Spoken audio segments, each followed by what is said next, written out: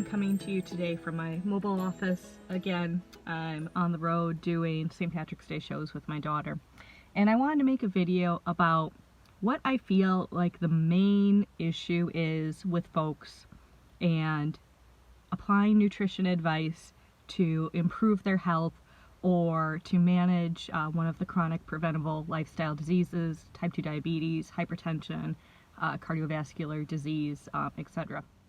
So it really comes down to mindful and intuitive eating.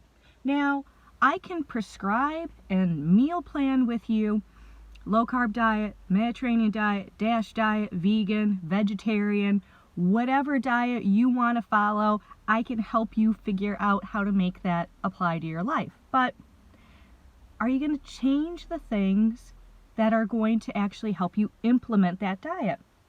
And I was watching a couple of webinars Thursday and Friday on type 2 diabetes, and one was talking about advocating Mediterranean diet to help manage type 2 diabetes and put into remission.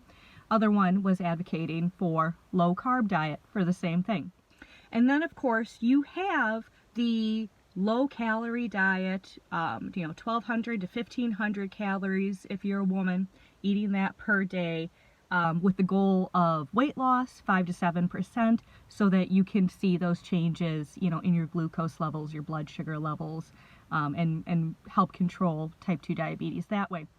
And there's different apps and services that will help you be successful on a calorie controlled diet. You can either get one of those meal plans, spend X amount of dollars per month, and all your meals are provided for you. They're going to be within a specific calorie range.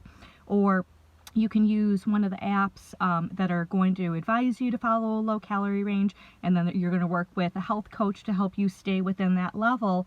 But really, whatever you want to do, whether it's Mediterranean diet, low carb diet, keto diet, the low calorie diet, the basic fundamental principle is the same. You have to be in that stage of readiness to change and then make those changes. So those changes are really what everyone struggles with. So I've done health coaching for 3.5 years. I've been a registered dietitian since 2018. So with working with folks, it really is, people know what to do. I know fruits and vegetables are going to help me to be healthy. I know I should eat out less, consume less fast food, drink less soda, but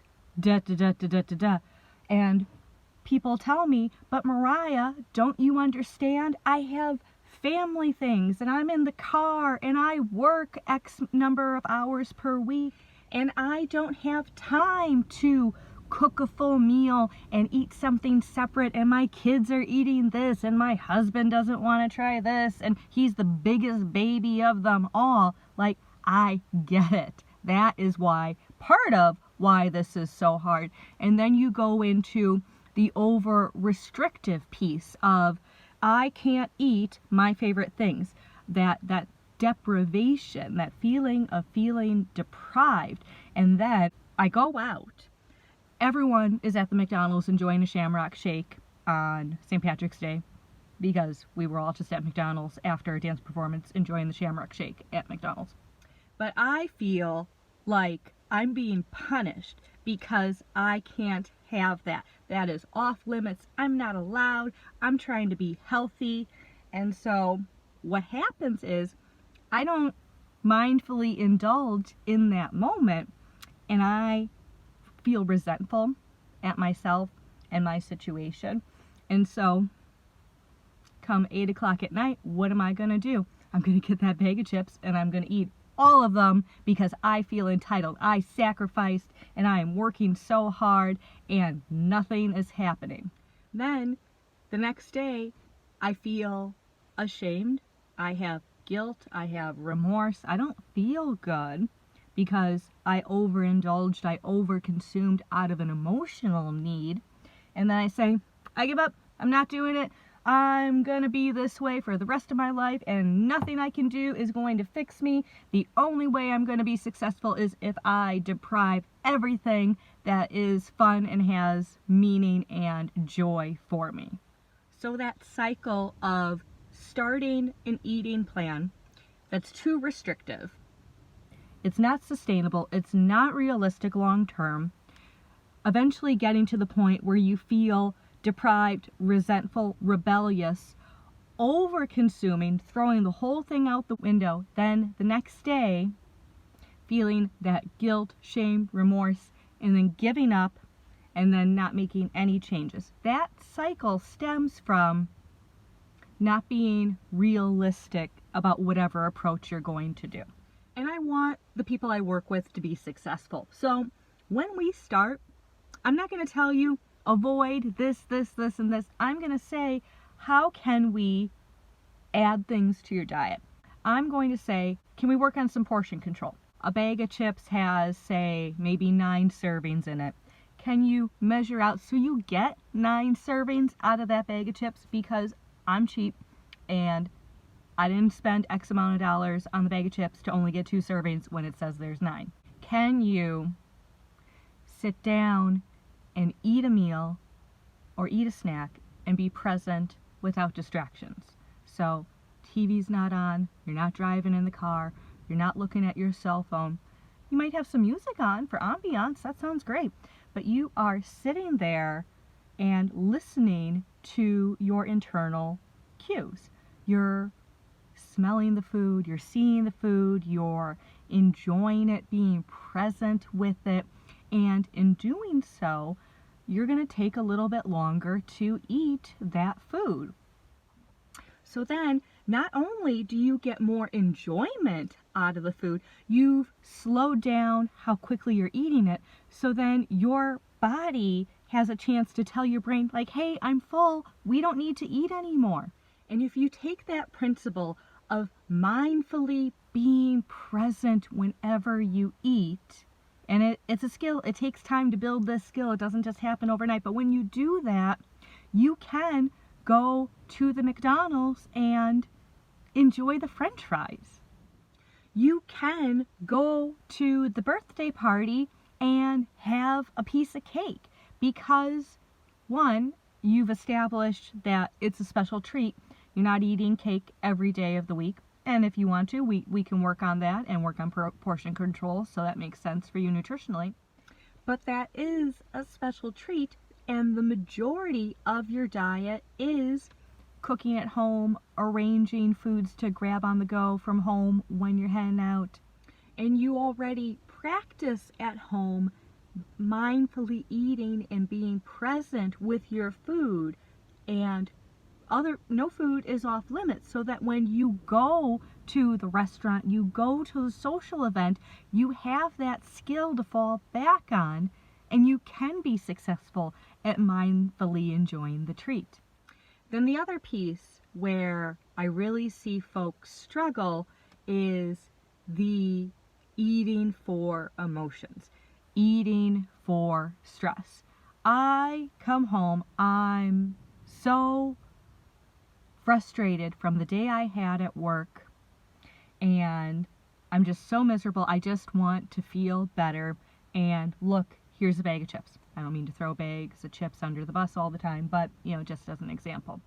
So you come home and you're looking for food to fill an emotional void that you have. You're looking for comfort and stress relief and just to feel better, and you need those things. Those things are important so you can keep functioning, but food isn't supposed to do all that for you. And so what happens? You eat the bag of chips and you still have those emotions. Maybe they were tempered for the 5 or 10 minutes while you were eating, but then as soon as you stop eating, all those negative emotions come right back.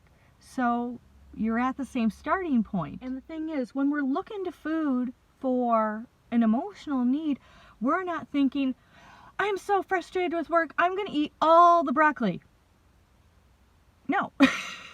It's always the bakery, the chips, the snacks, the fast food, all of those high energy items, that's what we're looking for to ease those emotions. And then once we do, we're going to repeat that cycle. We're going to eat that food. It doesn't really give us that emotional relief that we're looking for. We're going to feel those negative emotions afterward. We're going to feel guilt and shame and remorse. And then we're going to give up and we don't want to do it anymore. So then we're working on not how I can advise you on eating a healthy diet. We're working on how to cope with emotional stress and emotional needs and that other piece of mental health and well-being, so you can change those habits and not be reliant on food to give you that relief. And then the other downfall where I see people struggle with a lot is they eat when they're bored. And usually this happens late at night when they are relaxing and they're watching TV. And this is really where my folks on the calorie restricted diets, this is where they really struggle, because they've been so focused and determined and worked really hard at meal planning all through the day.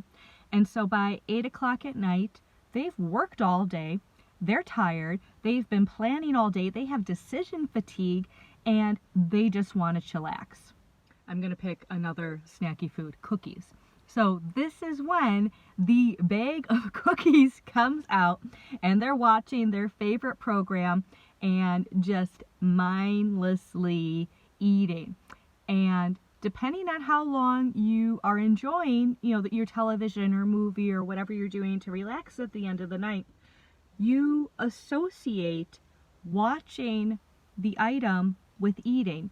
And so when you've emptied whatever portion you have, but you're still watching something, you've previously paired those together. So when it's gone, all the cookies are gone, but the television is still on, you feel lost and you feel like you should be doing something.